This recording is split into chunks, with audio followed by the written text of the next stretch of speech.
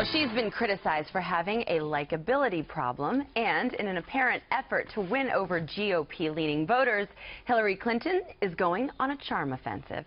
During a campaign event in Red State, Nebraska, Clinton joked about her likability and urged the crowd to talk to their Republican friends about her campaign. Listen. Gosh.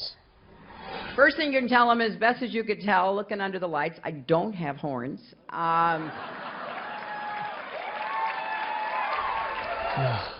Well, she also used the line in this recorded message for a supporter's father who backs Donald Trump. Hi, Sean. I'm here with your daughter, and I hope you can see I don't have horns.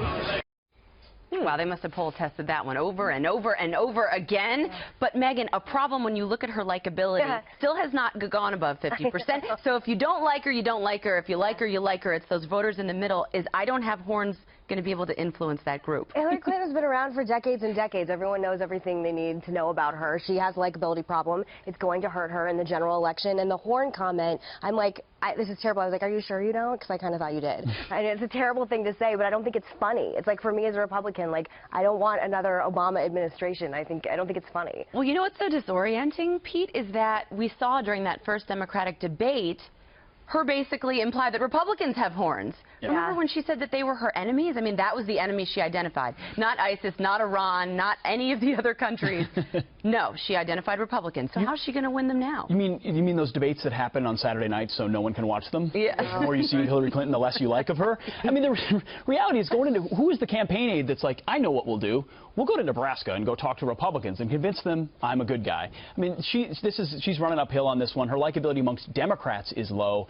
This is purely a political play, as everything with the Clintons. They're anticipating the potential for a Trump candidacy and the belief that in that environment they could pick up quote-unquote moderate Republicans or however they want to frame it. That, I think, is the only reason they would make this calculus. But if she's going to play this card, it should be funny. Like, if she's going to make a joke, it should be a funny joke. And she's not a funny person. And when she tries funny, she fails, right, Sandra, when she says, like, with a cloth, dun-dun-dun-dun-dun. Like, she's not going on a comedy tour. Oh my gosh. You got me. But she went on to, by the way, say, and the second thing that you can tell them is that, you know, our economy does better when we have a Democrat in the White House. I'll give it to her. That's actually true. History does show that the stock market performs better with a Democrat in the stock. There is, by most theories, the reason for that, though, Andrea, is because of Republican policies that take years to actually see the results. Then the Democrats get to enjoy the result of those Republican-placed policies. But I will say that she is reaching out to a group that has yet undecided. And, Andrea, I would ask you, are you planning on her, once she wins the primary, if she wins the primary, to come further to the middle? Because we are talking about that a lot on the Fox Business Network. Yeah, I do. I think they're expert triangulators, her and her husband. Yeah. I actually think that what she's doing now, it's pretty bad when you look at, if your campaign slogan is Hillary Clinton 2016, no horns, I mean, you have a little bit of a problem, I would say, from a messaging perspective. But I do think, Sandra, to answer your question, when the general election comes into full force, I think she's going to play the woman card.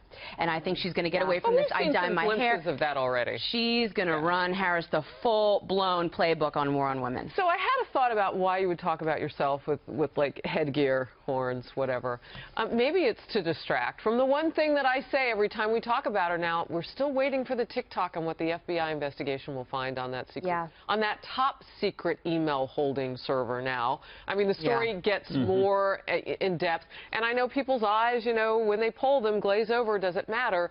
I think we all want to know what that evidence is going to be. So maybe the horn dance. I don't have them. I don't have them. Maybe that will be the distraction. I'm not maybe. Satan. Speaking of that.